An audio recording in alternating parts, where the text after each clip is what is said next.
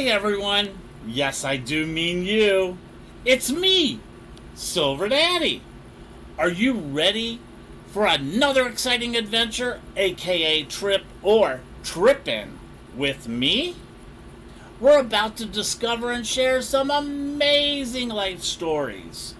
If I take a few sudden tangent turns along the way, don't worry, because I'll find our way back.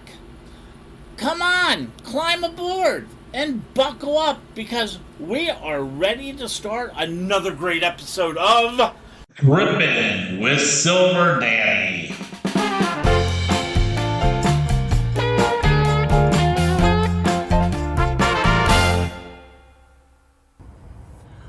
Hi everyone, welcome to this week's Trippin' with Silver Daddy.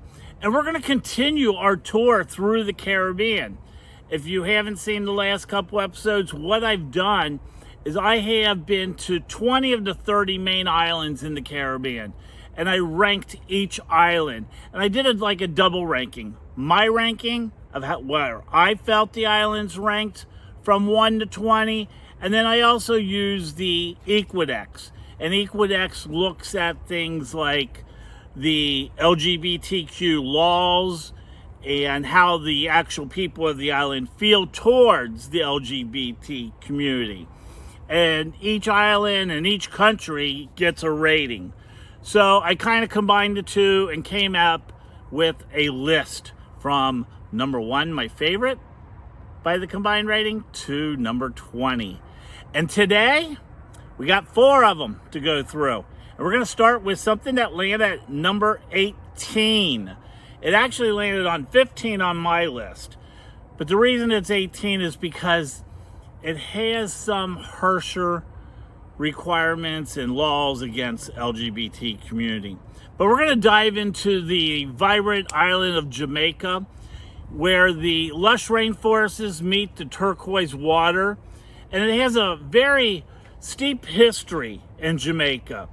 It was originally inhabited by the Taino people, and we've talked about the Taino people because they were also in Puerto Rico, and they actually called the island Le Maca, which the meaning of that is land of wood and water. Today the island boasts the 3rd highest peak in the Caribbean, and that's in the Blue Mountains, and the peaks reach towards the clouds. This peak, the 3rd highest, is about 7,400 feet. And for those in doing metric, think, 4,700. That's about 2,250 something meters. So Jamaica has a very stunning and beautiful island and scenery. And the island holds some surprising secrets, actually. Like, you probably didn't know this. I never knew this. The island actually had both running water and electricity before USA ever had it. So it has a very surprising and a very rich culture, breathtaking beauty, and some unexpected quirks in the island. Like, there's actually been some very famous movies that was filmed there. One of the famous movies a lot of people remember and know because it was Cool Running. And this was back in 1993, and this was a Disney movie that was actually filmed there. And if you didn't ever see it and you want to know about it, Cool Running basically was in the 1988 Winter Olympics, Jamaica had a bobsled team. And when it was announced that Jamaica was competing in the bobsled in the Winter Olympics, you know, an island that never sees snow, it was kind of amazing. And they actually did real well, and people rooted for them. They were like the underdog that everyone was rooting for. And Disney made a movie called Cool Running. But Jamaica has some really interesting and really cool places on the island. And one of the more famous ones is Montego Bay. And a lot of the people that go to Jamaica fly to Montego Bay. It's one of the biggest airports in the area. And Montego Bay, the nickname is Mo Bay by the locals. And this crown jewel, this is the crown jewel of the Jamaican tourism. They boast the luxury resorts, the world-class golf courses, and the stunning beaches like Doctor's Cave Beach, known for its supposedly healing waters. So a lot of people go to Montego Bay and hang out in that area. I spent a little time in Montego Bay, like one night before, because we flew in late. But we actually stayed at a resort in between Montego Bay and Ocho Rios. And it was beautiful. It's one of the first places I've ever gone snorkeling in my life, which then turned me on to wanting to do scuba diving. But the area is very interesting. And Ocho Rios is no exception. What's great about this little resort town, it's very popular with the cruise ship destinations. And they have Dunn Falls. Dunn Falls are just these famous waterfalls that you hike way up to the top and then you walk down through the falls. And there's some places in the falls, they have like this natural slide you can go down. I remember doing where you lay on the side of the waterfalls right there, and you lay on the side of the rock, put your hands across your chest, and you just roll over and fall into the big hole of water below you. It's about a 5-foot drop. So Dunn Falls is a very beautiful area. And in this area, if you want, you can climb to the peaks of Mystic Mountain, rainforest. So there's a lot of really cool things. We also, in Ocho Rios, we did the Rum Runner cruise. Oh, talk about getting drunk. But what's great, and before I went to Jamaica, I was not used to this. I've never had flavored rums before. I mean, we are talking many years ago. But I just loved the flavored rums in Jamaica. The banana rum, the pineapple rum, the rums in Jamaica were incredible.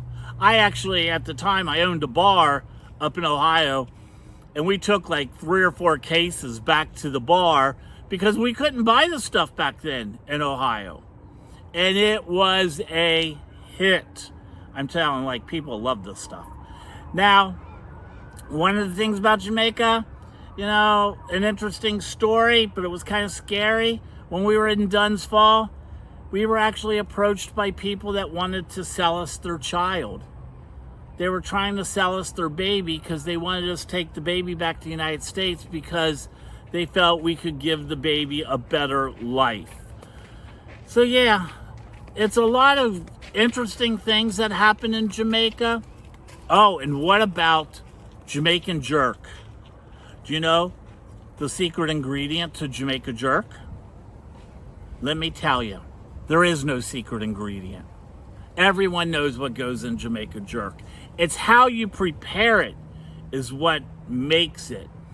And basically, it's a very aromatic spice rub, and it's a blend of, I would say, fiery peppers. They usually use the Scotch bonnet, hot, and then they use allspice. And allspice comes from the pimento seed, and they grind that up. And what makes their jerk chicken or jerk anything taste better, they cook a lot of things over the actual pimento branches. And that adds that smoky flavor to it. But it's thyme, scallion, onions, and garlic. It also may include some nutmeg and clove and cumin. And all these spices are basically toasted and grounded and then just used as a rub. And that's how you make great Jamaican jerk. And what we're going to do is we're going to take a fast break. And when we come back, we're going to talk about the next island. I want to tell you about my friend Jasmine, but we all just call her Jazzy because she is such a cool person. And you know, she has been doing yoga for over 10 years. And for 6 years, she's actually been a certified yoga instructor. And what makes her so special, she gives great one-on-one personal lessons, or she can do group lessons. If you're like me and need to work on your flexibility as you're getting older, or, you know, you just need to find that tranquil, calm place to be, Jazzy can help you. I know she's the right person for you. Hey, her information is above. It's on Instagram. Check her out at Suffocating Love Zero. Hey everyone. Thanks for sticking with me, and we're going to talk about another island, and that's going to be St. Maarten, the Dutch side. Now, St. Maarten has two sides, we know, the French and the Dutch. But the Dutch side, they actually came out ranked number 8th on my list out of 20. That was the combined score. My score, I gave them 12th. But what I can say is, you better just buckle up, because this Caribbean island has some very interesting things that we need to discuss. And they have just a very unusual and interesting past. St. Maarten was once the battleground between the French and the Dutch, with the islands ultimately being divided into two sides. There was a huge war that continued in this area for a long time between the two sides. Now there's a little bit more of a friendly rivalry between the two, but the countries are definitely two separate countries. But the interesting thing is, when you're there, you probably will land on the Dutch side because it has a larger airport, and I'll talk about that in a second. But you just drive over to the French side. And the last couple times I went, they never even checked, stopped you or checked your passport. Now, the cool thing is, if you really want to, you can actually get your passport stamped when you go to the French side, and it will be from the country of France. So some people do it just to get their passports and make people think they actually been to France when they actually only been to the islands in the Caribbean.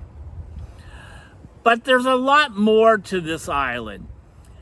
One of the odd things is, this island holds a record. And it's a crazy little record because it's the smallest permanently inhabited island shared by two countries. Now there's another one that we've kind of talked about, and we're going to talk a little bit more about it coming up. You have the DR and Haiti. I already talked about Haiti on one side. In just a bit, we're going to talk about the DR. So it is very interesting how this island is shared. So, and each side's a little bit different. There's a different vibe between each side. I kind of like, I'll just leave my opinion to myself. How's that? So beyond the history and the natural beauty, and it is a beautiful island, a lot of people go to this island. A lot of people who are sailors, people who have yachts. It's a great place. And there's a lot of direct flights from like New York and that go right to this island, because it does have quite a large airport. And that's the Princess Juliana International Airport. And I've worked with the people at this airport. I've been to this island many times for different reasons. A lot of it was when I was working in the airline industry. But this airport, and especially this airport, has something that it's very famous for. And it's not that it's the third busiest airport in the Caribbean, but what it's famous for is its Maho Beach. And you may have seen some videos of this airport and this beach. Because when the large jets have to take off from the runway, the tail of the aircraft actually goes over the road where people stand by at the beach. So it takes off right next to the beach. You basically have the runway, the fence, a little road, the beach. And this is the airport you always see. They take videos. When big jets take off, the wind that it produces when it takes off, people grab onto the fence and they actually pick their feet up and it can blow them. The problem is everyone that tries to do that gets blown off the fence, and right below it is the concrete of the road. And let me tell you, when an aircraft that big has 4 engines taken off, it's going to blow you away. And they get tumbled not only just across the concrete by the airport, they get tossed into the sand. I will tell you, I was stupid enough to be there and stand out in the sand when a jet took off. It was painful. Think about it. When one of these things is blowing air like 200 miles per hour, do you know what sand feels like when it's pelting you in the face? It like gets embedded into your skin. It hurts like hell. I do not recommend standing right behind the jet engines. Stand off to the side and watch the people make a fool of themselves. That's what I suggest doing. But there's a bar right there too on the end. And I've been to that bar. I've been there actually on Thanksgiving. I actually had to do business on this island on Thanksgiving. Well, you know, we in the U.S. celebrate Thanksgiving, but they don't celebrate it on the islands. It's a regular work day. So I spent my day working, talking to the government about bringing flights in. And then afterwards, I went to this bar because they also had food, thinking, oh, I'll get Thanksgiving dinner. No turkey anywhere. Ended up having fish. But it's really cool. Now, the cool thing is go out in the water when the planes land. They come right above your head. You literally feel like you could reach up and touch the aircraft. That's a cool thing. Yeah, I've been there a couple times, like I said. I've been there twice for the Caribbean Airline Association meeting. Once I was a guest speaker. I was there when we were getting ready to start service, and I was on our first flight there when we started service. It's a really cool island. Really cool. And they all speak English. That's a really cool thing. And beautiful beaches. I would recommend, you know, it is one of the islands that, if you get a chance, I would check it out. Hey, make sure you both like, subscribe, follow, whatever. I would deeply appreciate it. And leave comments. I will write you back. Hey, we're going to take a break. Please listen to my sponsor, and I'll be right back. Did you know if you live within 20 miles of the ocean, there is saltpeter in the air? Saltpeter is very bad for your car. It can cause rust and dull your paint. So you need to get your car washed at least once a week if you live within 20 miles of the ocean. That's why I go to Majestic Car Wash. My Blue Beauty, I only trust Majestic Car Wash. They're located at 2781 North Federal Highway. You know, you have your choice. Your car can go through the 40-foot long cleaning tunnel, or it can be hand washed. They also have a detail shop that can make your car look brand spanking new. So where do I take my Blue Beauty? To Majestic Car Wash. You need to go there today. Welcome back, everyone. We are now going to talk about one of my top islands in the Caribbean. I absolutely love this country and island. And that's the Dominican Republic. Now, it's actually only ranked 9th overall. I ranked it number 4. It's number 4 on my list. And when you find out what my first 2 are and my third one, you would understand. But I'm going to tell you, here's a little secret. This island doesn't have the best laws, and maybe it's the public feeling towards the LGBTQ community. But I'll tell you one thing. I think it is the gayest of all the Caribbean islands. I've had a wonderful time. That's why it's one of my favorite islands. So prepare to be surprised about the Dominican Republic. This Caribbean gem boasts a very rich history, stunning beauty, and it has a lot of unexpected things.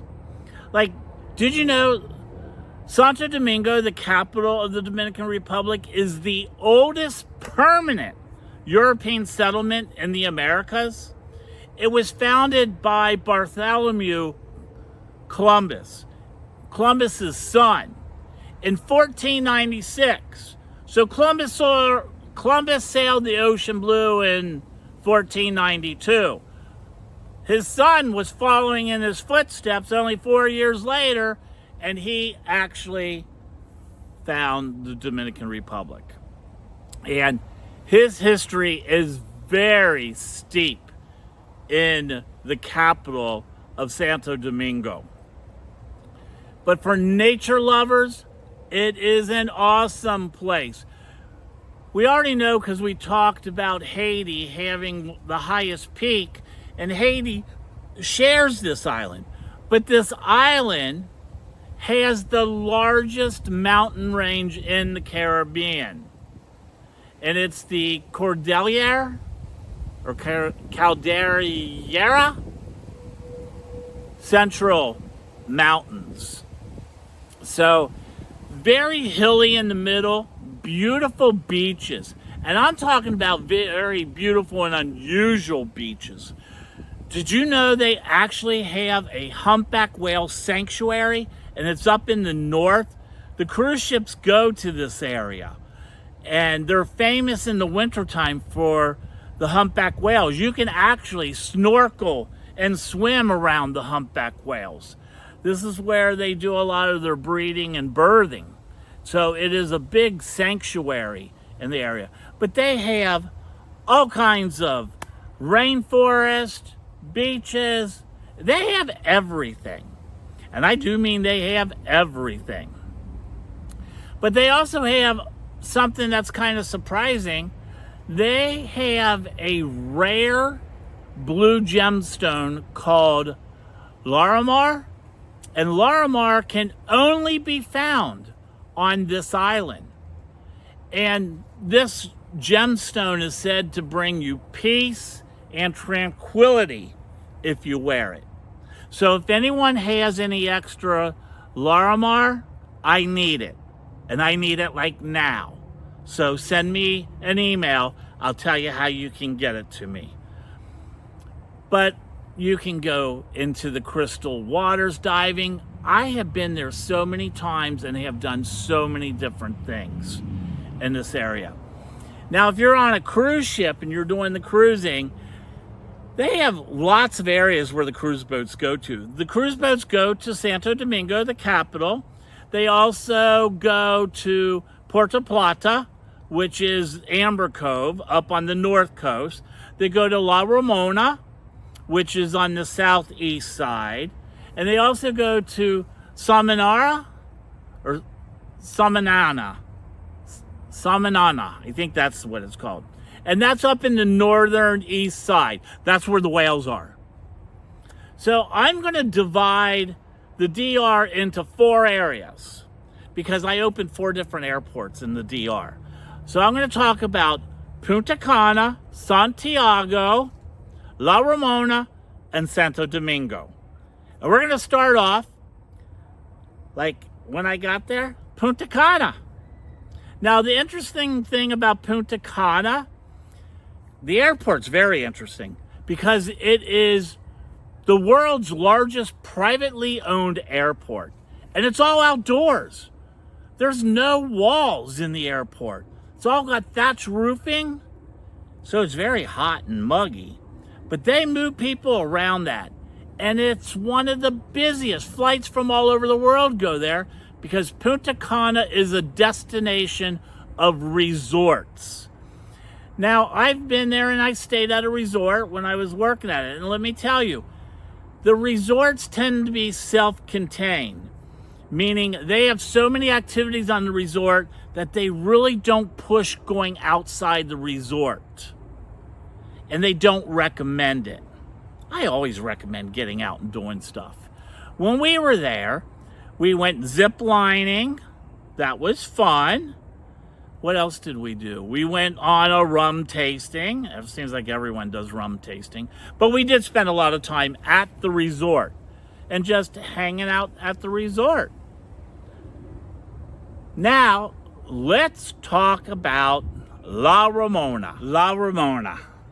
Quite an interesting area. That I will definitely tell you that. My first time going to La Ramona, I actually was in Santo Domingo, meeting with a company that was going to do work for us. And I was in a meeting with the owner. They were going to do our bag handling and all that. And Juan basically, he asked me what I had to do next, and I told him I was going to go to La Ramona. So the first time I ever was in the DR, the very first time, I wasn't allowed to drive or do anything. I wasn't even allowed to leave the hotel because of my CEO. But this time, I told him I was renting a car the next day and I was going to drive to La Ramona. It was only, the island's not that big. So I figured it's only a 4 or 5 hour drive. And he said, oh, no, you're not driving. He said, it's not good for you to drive here. And I was like, why? You have bad roads? He goes, no, I would feel better if we got you there. I said, okay. He said, be here tomorrow morning at whatever time, 8 o'clock. And I was there. I get there and I said, hey, I told him who I was, and I was told by Juan, the owner, to come, and they were going to get me to La Ramona. And he said, oh yeah. They put me in a car, took me over to a hangar, and they put me in his personal helicopter. And they flew me from the capital up to the city of La Ramona, which is on the ocean, because they have cruise ships there, and we flew there. I was the only person in the helicopter besides the 2 pilots. It was the first time I was ever in a helicopter. And I got to wear the head things, and I could listen to the pilots, and they spoke English. It was so much fun. It was the coolest thing. I really felt important. It was kind of weird. But I remember flying over these sugarcane fields. Like, we got to a point and you saw nothing but sugarcane. Everywhere you looked, it was sugarcane. And in certain areas, there was like a dirt road that went back into the middle of the sugarcane area. And there seemed to be like a town. It was all dirt and small little buildings, because we weren't that high. They didn't look much more than like wood something tree camps that I would build. And I asked the pilot, I said, are those towns? And he said, yes. And I said, what type of towns? He goes, oh, they're the Haitian villages for the workers of the sugarcane field. The Haitian village for the workers of the sugarcane field. I just thought that was kind of odd. And I said, hey, when I land, can I go there and visit? Because I wanted to see it. And he said, no. And you would notice where the dirt road was that went back to it, there was cars parked like blocking anyone from coming in there. Didn't think anything else of it. But you have to understand, La Ramona's history is very intervened with sugarcane until the 1970s. The city itself was once one of the company's towns. There was a company, and it's called Central Romana, and they were the largest sugar producer in the Americas. And they actually owned the town of La Ramona until the 1970s. And they would disperse sugar, send it in big bulk quantities, where other companies would then break it down and package it and sell it in the stores. So sugar was the king. And as they will tell you, sugar is the white gold. It's not the other powder stuff that comes from the Columbia area. Sugar is king. But in 1970, the company did a little bit of a switch from going strictly with sugar, and they got into tourism. And they started by, one of the things, they developed this area called Casa de Campo. And Casa de Campo was a very upscale luxury location. And they built a town within it. And the town's Altos de Chavan. It's like a Mediterranean dream town. They built it to look like a 16th century Mediterranean town, complete with cobblestones, plazas, artists have shops there, there's an amphitheater, and there's a cruise ship port there. Well, Casa de Campo not only was a very luxurious area now, but they were also developing homes. And many famous people lived in this area. And a lot of very famous people actually go there for vacation. I mean, people like Frank Sinatra, Rihanna, I believe they have homes there. Michael Jordan, I think, has a home there. I know Beyonce and Jay-Z goes there. I know ex-President Clinton, Bill and Hillary go there. I think they may have a home there. I know the Bushes go there. Who else? J-Lo hangs out there. You name it. All these high-end celebrities. And when I was there, I got to stay at the hotel and see a lot of this place. Well, they actually even own the airport. The sugar company does. This sugar company is huge.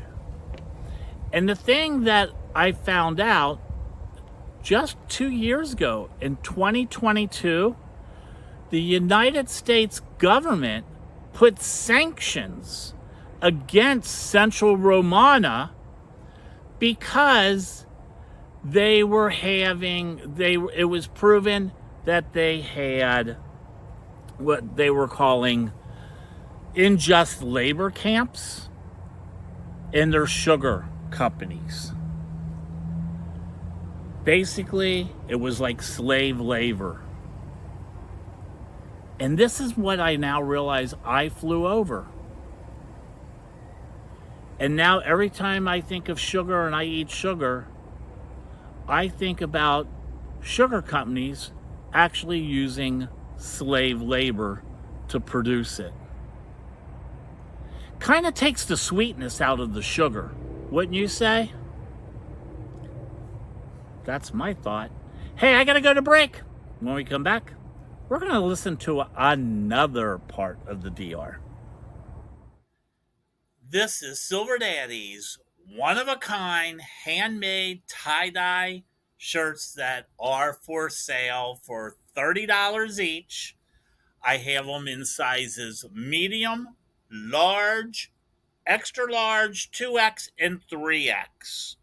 These are a 100% cotton shirt that has been washed one time after the dye process. If you are interested, please let me know by an email. This shirt I call nipples. The reason being, it was a fold technique, and I didn't know how it would turn out when I unfolded the shirts.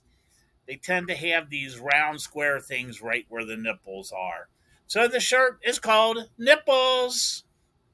Send me an email if you're interested, and I will send you photos of your shirt. That is to trippinwithsilverdaddy@gmail.com. Hey everyone. Still talking about the Dominican Republic. And I want to talk about Santiago. Santiago I loved it when I was there. And the reason I loved it probably wasn't the best thing for me. We'll talk about that in just a second. But Santiago is known as the City of Hearts. It's a very friendly area. It's the second largest city in the Dominican Republic, and it's in the northern part, but it's not on the ocean. It's inland, maybe an hour or so, closer to Puerto Plata, up in that area.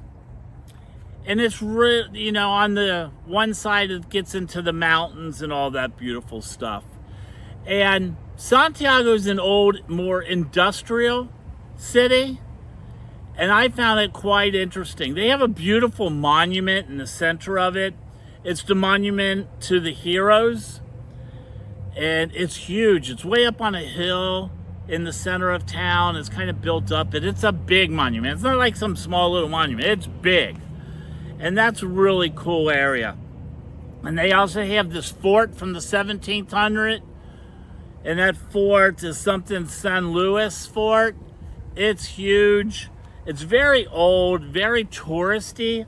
A lot of people go there. Oh, and the cathedral. Let me tell you, the cathedral is incredible. Love the cathedral.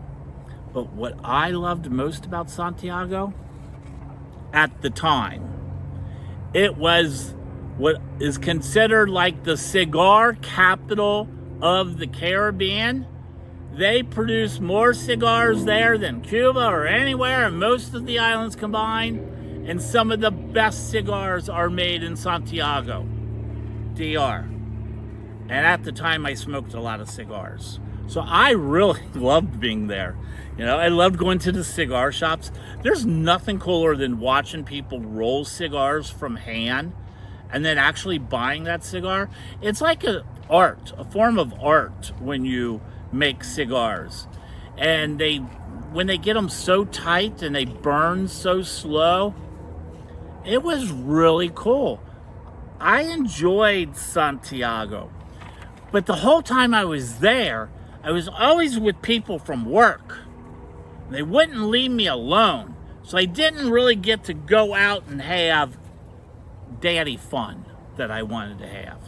But let me tell you, that is done in the capital. And we're going to talk about Santo Domingo. Oh my gosh. For some of you, you may want to skip this section. Santo Domingo. It is such a cool city. So rich in history. Probably the most historical place in the Caribbean. I'll tell you that. Now, I have told you in the Puerto Rico show that Old Puerto Rico is probably the most beautiful city in the Caribbean. I am not going to take that back. They are. But Santo Domingo is probably the most famous and the most historical place in the Caribbean. And it's kind of like one of these cities that you can spend a week there. There's that much to do and see. And we'll start off with, just talking about what they call the colonial zone. And that's a World Heritage Site. This is the area that started back in the 16th century, and it has a lot of Spanish colonial architect. And this is going to go all the way back to Bartholomew Columbus when he was in this area. So they have, his house is there, and they have the cathedral that he built. Oh, the cathedral is so impressive. They have I think they have the oldest university in the New World in this area. There is so much to do and sightseeing. And I'm telling you, his house, which is in the same area where the cathedral is, and it's like a big square, public square, and there's some really good food there too. It's incredible. You can spend just a day there. There's so much that you can do. And then you have a very lively seaside promenade area. The Malecon, and it's very popular. A lot of restaurants and cafes and bars, vendors, very moving. People just stroll around, a lot of things to buy, parks, places to sit and have fun. That's really cool. Then there's a national park, Los Tres Ojos National Park. And that's if you want to just get outside the city and explore. This is a very ecological park. It features some freshwater lakes. There's some limestone caves there. Very great hikes you can go on. Just a really cool place, and the water is so clear and cool. Strongly recommend that. There's just so much to do in the capital. Let me tell you. Oh, and do I have a story? And I said story, I mean stories. I have so many great stories. I have a lot of gay stories too to tell. Let me just start with the first time I was ever there. My CEO of the airlines, who was a pain in the ass, pretty much locked me in a hotel room like it was a prison. He scheduled or had someone schedule all my meetings that they would come to the hotel, and I wasn't allowed to leave the hotel unless I had some government assistant that was going to take me. They were all so worried about me. And I was like, I'm a big boy, very big. And I was like, screw this. So the second time I went, I actually met a friend online. Let's just say, we met through an app. And he actually owned a hotel in the city, in the capital. And we started chatting, and I told him I was over there and how boring it was. And he said, oh, you should stay at my place. So I had to go back for more meetings. And naturally, they booked me at the same hotel. But I was smart. I canceled it so the airline wouldn't find out. And then I rebooked at my friend's hotel. And they had the airline pay for that. And it was a lot cheaper. So they weren't upset. My friend's hotel, I could just tell you, if you know the DR, down along the ocean, there's this big obelisk thing that looks like the Washington Monument, but there's like all these things of Mary on it. It's right up the road from that. And there's a park right there. And the park is Parque Eugenio Maria de Hostos. That's the name of the park.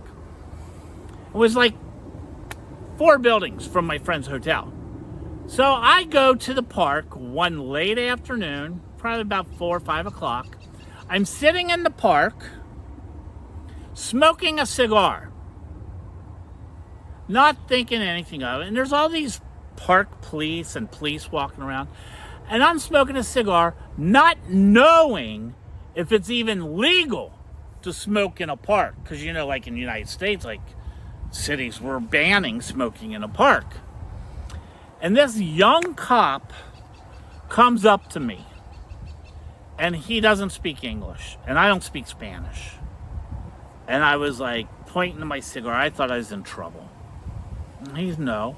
And he asked me if I had another. He's like saying 2. And I said, yeah. And I showed him. And he asked if he could have it. So I gave it to him. I figured I'd get out of a ticket. Well, we start trying to communicate through apps and talking. And he's like talking to me for like 20 minutes, 30 minutes of I'm smoking a cigar. And I find out he has like 4 kids by 3 different women. I'm like, oh my God. He only looks like he's like 20, in his early 20s. Really good looking. And I was almost done with my cigar, and he was trying to tell me he was getting off work being the police, and he had to go work security in 2 hours. He had 2 hours between in his security thing. I said, okay. And he asked me kind of where I stay, and I told him just down the road. And he said, he asked if I wanted to have a beer. Cervece, not cervece. What is it? You guys know. And I said, yeah. So I asked where, and he's like, he calls. We get to the hotel, he calls. And he actually orders 2 beers that's delivered on a motorcycle. And we're sitting out in the courtyard, having a beer, trying to talk. I'm all happy because I'm talking to a really cute guy. And then he's like, asked if the hotel had a bathroom.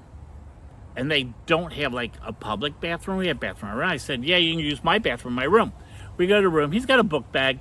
And then basically what ends up happening, we get into the room and he has about an hour and he has to go to his other job and he's showing me his other uniform. He's in a police uniform, gun and everything. And he asked if he could get a shower. And because he's going to his next job, I said, yeah, I let him. I didn't police isn't going to do anything bad to me, right? So all of a sudden, I'm at my chair by the desk, and he comes out of the shower. He's butt naked. And he comes walking out, smiling. Oh my God.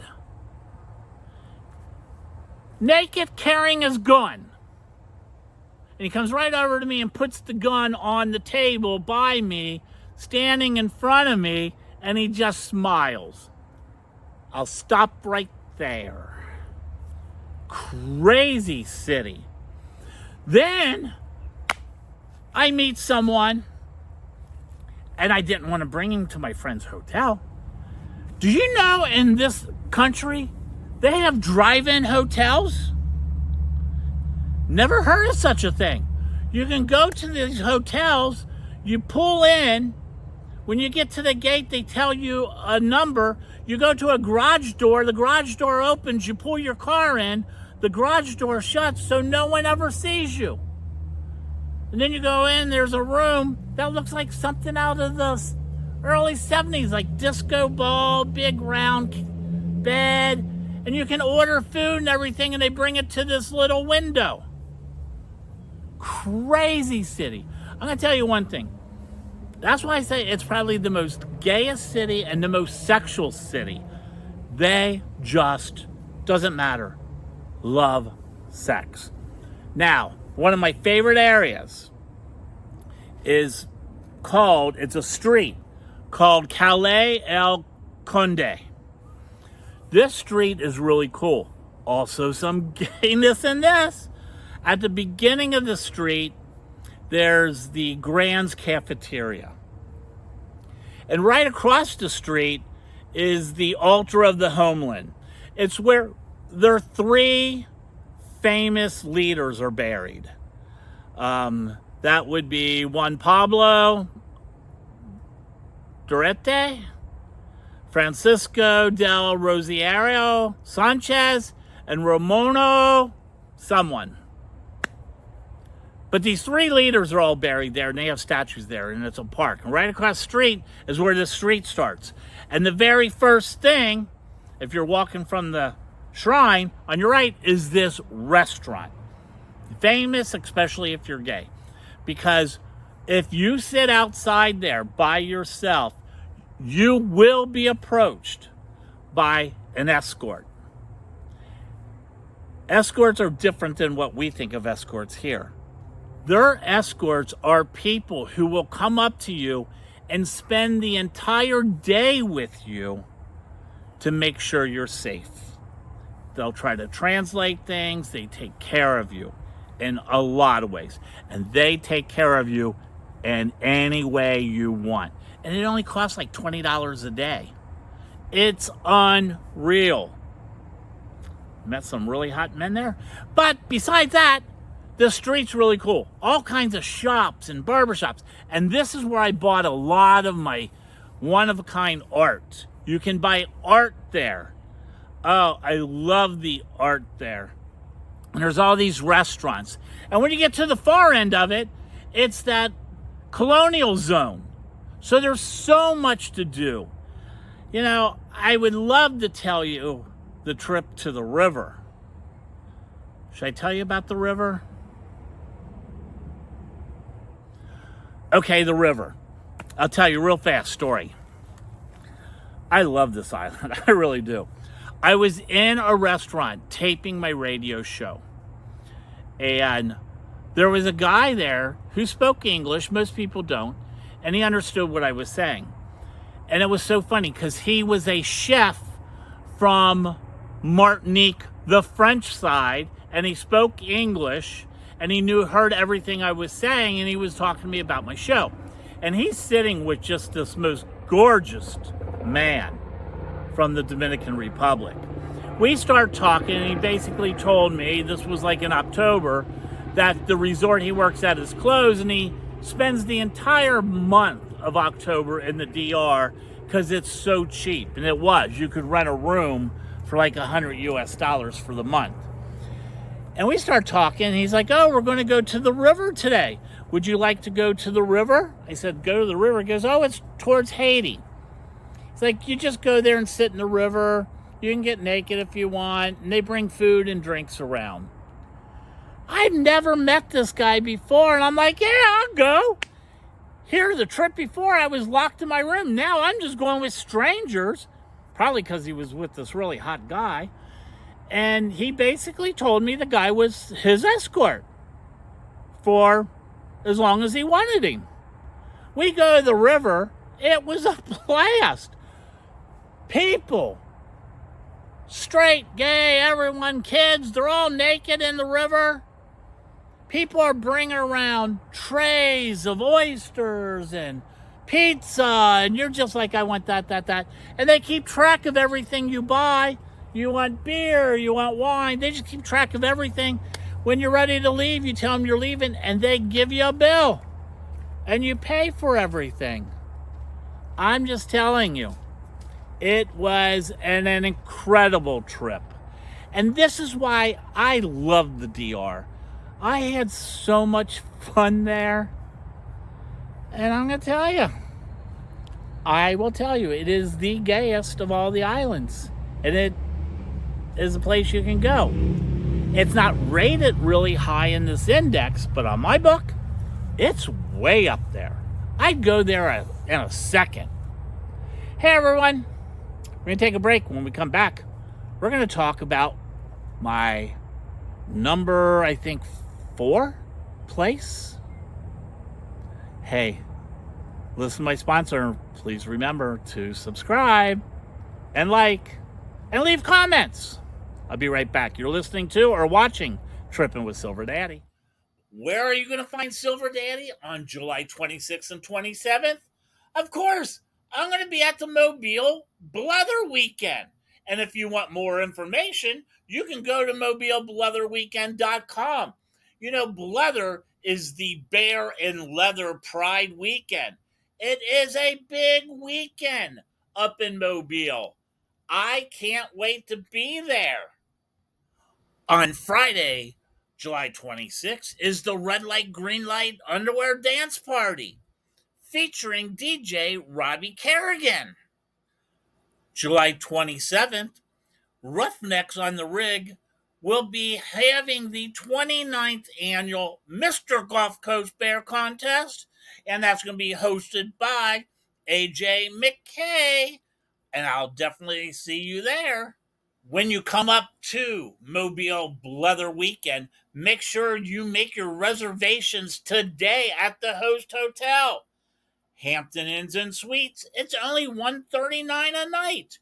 What a steal. I can't wait to see you up in Mobile. Hey everyone, welcome back to Trippin' with Silver Daddy. We're going to talk about Martinique. And Martinique was actually ranked 5th overall. And on my list, it was actually 9th. But Martinique is part of the French islands. As you remember, in one of the past shows, we talked about Guadeloupe, another French island. Martinique's the other one. But Martinique's a little different than Guadeloupe. You know, like Guadeloupe's very country. Like, I would think of it more like people who are more like into farming and all that kind of stuff. Martinique is like the lawyers, the architects, all the people that have degrees, cobblestone roads, you name it. It is a one-of-a-kind island. No potholes, everything paved, beautiful, just an incredible place. And Martinique was originally the home to the Arawak people. And they actually called the place Medinalin. That's the name they gave the island, which means Island of Flowers. Martinique is famous for its gardens and flowers and botany and the ocean and the mountains. There's so much Martinique is just famous for. And it's all these wonderful little like French cafes. And the way they say it, it's like they call it the joy of life in French. It's just people who are happy all the time. Like just happy, having a great time with life. That's Martinique. Really different than a lot of the other islands where people, are working hard just to make and survive. Martinique, you don't feel like people are working hard to survive. You think people are partying hard to enjoy life. So Martinique is also the birthplace of a dance craze called Zouk. It's Z-O-U-K. It's some type of mixture of African American and European, I think thrusting of hips. Sounds interesting. I never got to experience that one. But Martinique has some very unusual, and they have some really interesting and unusual, what would we say, cultural or traditions. Like on Christmas Eve, they have the Donkey Beauty Contest, the Donkey Beauty Pageant. So people register their donkeys to win the beauty pageant. They do a lot of really interesting things. But one of the more interesting things about Martinique is it has one of the most active volcanoes in the Caribbean, Mount Pelée. And Mount Pelée is famous for the bad things. Like Mount Pelée is famous for its 1902 tragic and the devastation of St. Pierre when the entire mountain exploded. Mount Pelée in 1902 killed over 30,000 people within minutes. When the plasma and the gas came down off the mountain, people were burnt to death and died. So, over 30,000 people died. It destroyed all the boats in the harbor. It was considered the most destructive volcano of the 20th century. And this is in the island in the Caribbean, and it's still active. So, and it's weird. There's still people, and they still build town, rebuilding the town at the base of this mountain. I just don't understand why people do that. But this volcano has so much beauty. Now, people hike up towards the top, and you can oversee the entire area. I did not get to go scuba diving there, but they say you can go scuba diving in the bay, and there's all these wooden sunken ships from the volcano who are still out in the bay. When I was there, I had to take a boat to go to Dominica from Martinique. I had to go to a meeting there. The islands are crazy. In order for me to get to Dominica, and just so you know, the way the island's going down, I can't name them all, but it's basically once you get out of the U.S. Virgin Islands, you have the British Virgin Islands, Antigua, some small ones. You have St. Kitts, Nevis, and all that. Then, like, one of the big ones is Guadeloupe. Then it's Dominica, then Martinique. So I was going from Martinique to one island over Dominica, and Guadeloupe, the other French one's on the other side of Dominica. I just had to go to Dominica for meetings. In order for me to get there, I was going to have to fly from St. Martin to San Juan, Puerto Rico on Liat, take the Liat flight from Puerto Rico to the U.S. or to the British Virgin Islands, from the British Virgin Islands to Antigua, then to St. Kitts, then to Guadeloupe, then to Dominica. They call it island hopping. It was going to take me 12 hours to get from one island to the next. So I took a boat. And I'm really glad I did, because what was so cool is the boat actually went along Mount Pelée. And if you haven't heard me say this before, I really like volcanoes. I find them fascinating. And when you're out at sea and you're looking at Mount Pelée, you can just see where the lava flow came down the last time. Because a lot of areas, it's really rugged and all that, and there's this one big, long slope. And it just slopes out at like a 45-degree angle almost all the way to the top. And you could just tell that was a lava flow. I find that very fascinating.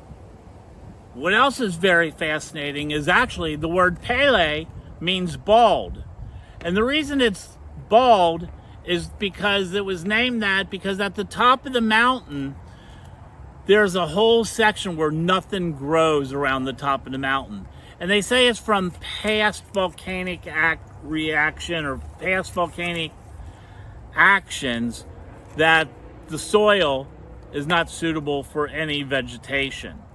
So they said the mountain was bald, and that's how it got its name, Mount Pelée. But there's a lot of more interesting things in this island. There's just some beautiful gardens that you must go see. You know, you have the Balata Gardens, which is a stunning private garden. And they have flowers from all over the Caribbean and spices. It's like one of the coolest things you can see. And then there's the peninsula, Carvela Peninsula, really famous for its cliffs and beaches and like little nooks, like coves, little hideout places that a lot of people go. It's kind of like a lover's area or those who want to get naked type stuff. And then the city by the volcano that was St. Pierre, there's all the ruins in the area you can still go see. And then you just have the mountain itself. It's a really cool place. And they have really good ratings when it comes towards the LGBT community. It's legal. There's no problems. And because of all those high ratings, because they follow all the laws that France follows, it's all accepted. And that's why it gets a high rating as our number 5th island overall. Hey everyone, next week we're going to continue the islands. We're going to be winding down soon. I'm hoping you're enjoying this and learning something. And if you're going to go on a cruise ship, maybe I can give you some suggestions on where to go. I want you to have a great week.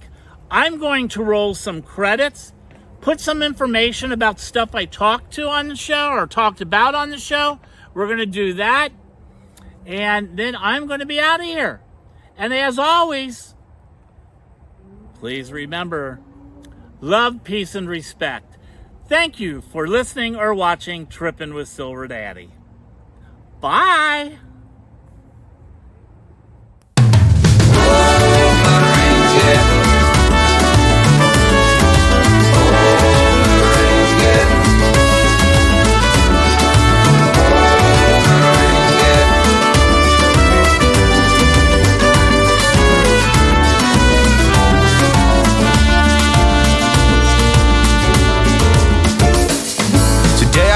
Decided is going to be the day.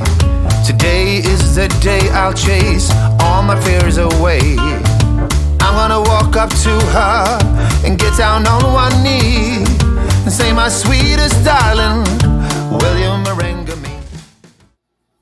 This handmade tie-dye by Silver Daddy, I call this one Fall Revenge. The reason I call it this, I think of the very middle as like a pumpkin seed, and the pumpkin kept growing bigger and bigger and bigger until it blew up. And that's the revenge. This is one of my favorite ones. I love the colors. They're bright, very cool. These also come in the same sizes of large, extra large, 2X, 3X, and mediums. Forgot the medium. If you want more details, please send me an email to trippinwithsilverdaddy@gmail.com. It is also just $30 for a piece of my art. And look at the next one. This handmade Silver Daddy tie-dye I called Tummy Pop. Don't ask why. But it's using mostly colors of blues and greens and chartreuse. Very interesting. It's kind of what we call a geo pattern. Really like this one. I wear mine all the time. And this also comes in the medium large, extra large, 2X, and 3X is also $30. If you're interested, send me an email to trippinwithsilverdaddy.com and I can send you photos of the one you will receive. I hope you like my tie-dyes.